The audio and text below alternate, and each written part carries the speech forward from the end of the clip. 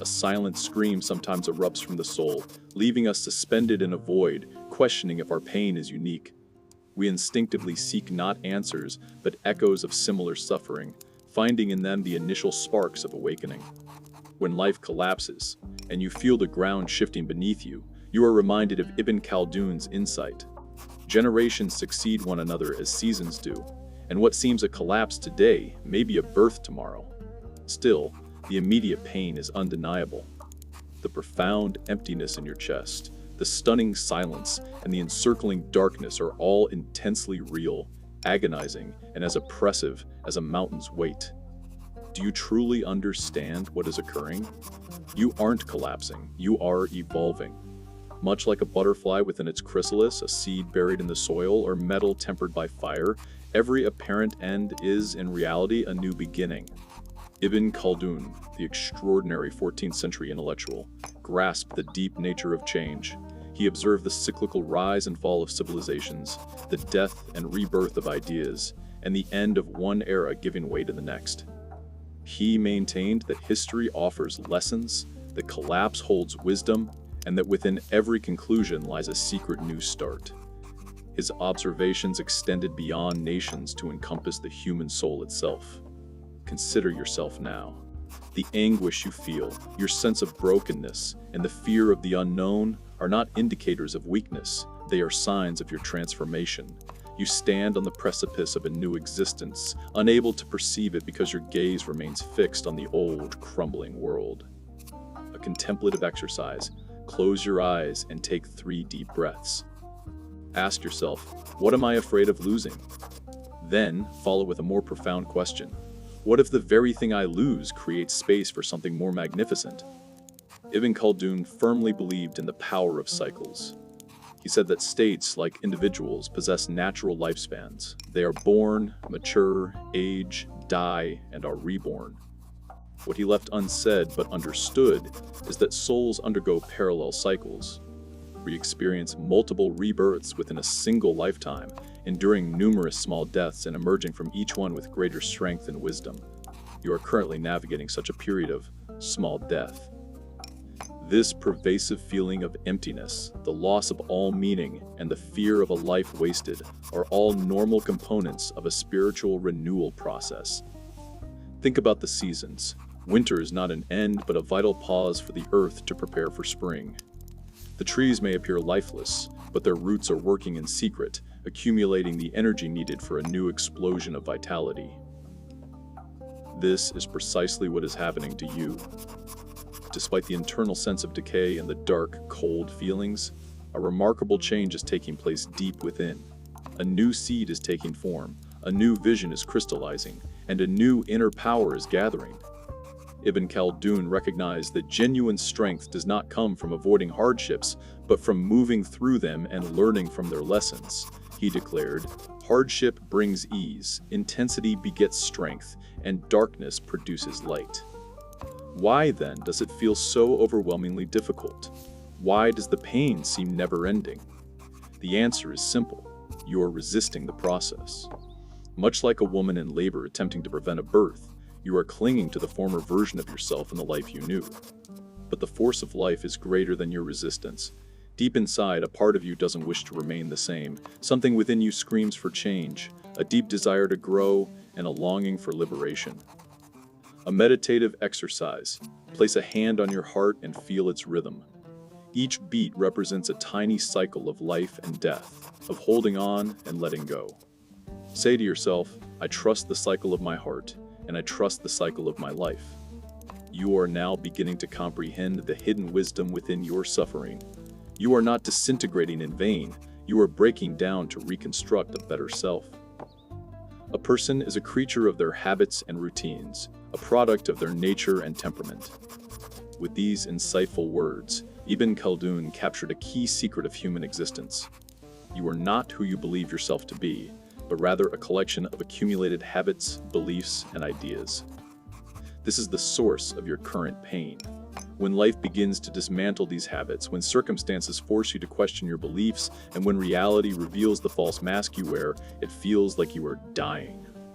However, the one dying is not the authentic you, but the counterfeit self, the persona crafted to please others, the mask worn to fit in, the role you have played for so long. All of this is now shedding away, a deeply painful process because you believed the mask was your true identity. Without it, you feel exposed, adrift, and terrified. Yet, consider this profound wisdom. The pain you feel is evidence that your real self is still alive. A corpse feels no pain. Pain is a marker of life, a sign of consciousness, a signal of potential. Ibn Khaldun observed that nations follow a cyclical path, from a phase of natural strength and instinct to civilization with its comfort and luxury, then to a period of decline and decay, followed by a collapse and a return to their primal nature. You are in a stage of collapse, yet this is not the end of your story. It's the start of a new chapter. You are journeying back to your true essence, a sacred, albeit painful, process of returning to your authentic self, to who you were before the world taught you to be someone else. Think of a small child. Look into their eyes and you see pure wonder, curiosity, and unconditional love. They wear no masks and play no roles, unafraid to be themselves. That child remains within you, buried under layers of pain, fear, and expectations. It is still there, and it is trying to return, calling to you from the depths, reminding you of who you truly are. A meditative exercise. Recall yourself at the age of 7. What did you love? What were your dreams? How did you see the world? Breathe deeply and embrace that child in your heart. Say, I am sorry I forgot you. I am here now to bring you back to life. It is in times of hardship that people become aware of their strength, and it is in times of poverty that they discover their treasures. This is a deep wisdom from Ibn Khaldun that only those who have tasted the harshness of struggle can fully grasp. You are now at the center of a crisis, and for this very reason, you are on the brink of discovering a power you never knew you possessed. Remember all the times in your life you thought you couldn't endure, only to find you were stronger than you imagined. Remember the times you faced the impossible and made it happen. Remember the times you rose from a fall, stronger than before. This time feels different, doesn't it? It is more profound, more comprehensive. But this is exactly what makes it a rare chance, because a complete breakdown opens the door for a complete rebuilding. When everything falls, you can reconstruct it all again, but this time with conscious intent and wisdom. Ibn Khaldun noted that great civilizations are always born from struggle. Peoples who live in excessive comfort become weak, while those who face challenges grow stronger. The same principle applies to you. The years you spent in a comfortable routine and a predictable life caused you to forget your real strength. They made you dependent on external things for security and happiness. Now, with those things gone, you find yourself in a void that is, in fact, an infinite realm of possibilities. Imagine a giant genie asleep in a lamp for centuries. Accustomed to the confinement and darkness, the lamp suddenly shatters, and it finds itself in a limitless space. At first, it would feel afraid and disoriented, longing for the familiar prison. But gradually, it would begin to remember its true self and its immense power. You are that genie, and your old life was the lamp, a prison of your own limited ideas and beliefs. A meditative exercise. Stand and stretch your arms high above your head. Imagine filling all the space around you. Breathe deeply and state, I am bigger than my fears. I am wider than my pain. I am stronger than my crisis. Feel power surging through your veins. The genie is waking up, and when it fully awakens, you will be astonished by your ability to shape your reality, to create meaning from chaos, and to build beauty from the wreckage. If a person becomes certain that their misfortune is predestined and that the wisdom within it is greater than they think, their soul will calm down and their heart will be at peace. These words from Ibn Khaldun are not mere philosophy. They are a potent remedy for the weary soul, a genuine balm for a broken heart. You are in a pivotal moment, one that will determine whether you remain a victim of circumstances or become the architect of your destiny. This is no exaggeration. It is the absolute truth of your current situation. All the pain, loss, and tears were not in vain. They were preparing you for this moment. The moment you choose to awaken, rise, and declare, enough. I will not remain broken. I will not remain lost. I will become who I was created to be. This is not superficial motivation. It is a declaration of war on everything that tries to keep you small, to convince you that you are weak, and to tell you that you don't deserve greatness. Ibn Khaldun understood that humans can transcend their limits when faced with a true challenge. He said, "Necessity begets ability, need begets creativity, and crisis begets genius." You are in a crisis, so you are on the verge of genius. You are in a state of necessity, so you are about to discover abilities you didn't know you had. You are in need, so you will create solutions you've never imagined. But this requires a conscious decision, a choice to believe in yourself more than in your fear, to trust your strength more than your weakness, to see possibilities more than obstacles. And this is a choice only you can make. A quick exercise, stand before a mirror, look directly into your eyes and say clearly, "I choose to grow from this pain. I choose to learn from this experience. I choose to become stronger, wiser, and more compassionate." It is in the nature of souls that they do not accept change, unless they realize that remaining as they are has become impossible. With these profound words, Ibn Khaldun revealed a secret of human evolution.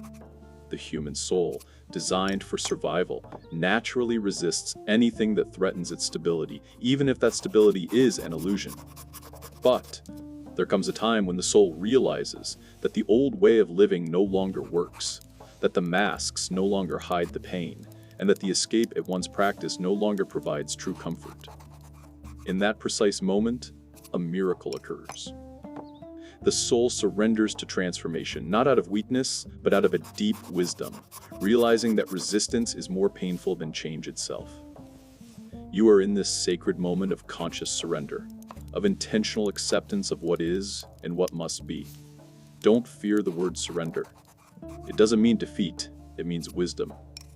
Just as a river surrenders to its natural course and reaches the sea, you are surrendering to your natural path of growth to reach your higher self. This transformation is not just a change in external events, it is a fundamental shift in your very essence, in how you view life, understand your purpose, and perceive your own power. Before this crisis, you lived a predictable, controlled life.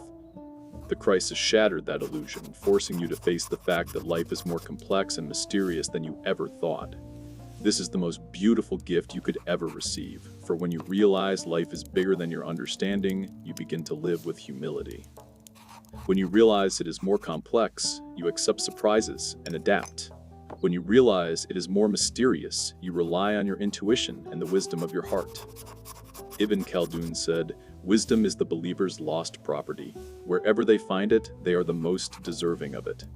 Wisdom is now coming to you from sources you previously overlooked, the silence of the night, the tears of pain, the whispers of the soul. A meditative exercise, sit in a quiet place and close your eyes. Imagine yourself as an ancient tree in a storm. Don't fight the wind, bend with it, and let it strip away your dead leaves. Breathe and say, "I trust this cleansing process. I trust the wisdom of the storm." You are now beginning to grasp that what you considered an end was a beginning, what you saw as destruction was purification, and what you felt as death was birth. The wise person is one who learns from their experiences. The sage is one who learns from the experiences of others, and the fool is one who learns from nothing. With these eloquent words, Ibn Khaldun defined the ranks of people based on how they handle life's trials. You now have the chance to be among the wise, even the sages, because the pain you endured was not in vain. Every tear shed and every sleepless night taught you something about existence and about yourself. You now know you are stronger and more resilient than you thought. But, more importantly, you have learned compassion for yourself as a fallible human who learns, and for others, as you understand that everyone fights unseen battles. This compassion, born from suffering, is a priceless treasure. It transforms you from a self-focused individual to one who deeply understands others' struggles. Ibn Khaldun understood that powerful civilizations are built not only with military might, but with moral strength, values, ethics, compassion, and justice. You are now building your own personal civilization on a similar foundation. Your new life won't be a mere improved version of the old one. It will be entirely new, built on the foundations of acquired wisdom, tested strength, and deep compassion. You will see things with new eyes. The anxieties of the past will seem trivial, Impossible problems will appear solvable, distant dreams will seem within reach. This is not because the world has changed, but because you have. A practical exercise: take paper and a pen and create a blueprint for your new life. Write your core values in the center, surrounded by circles representing work, relationships, and health. Ask yourself how each area can be built to align with your core values. You are not fixing your life, you are creating it anew.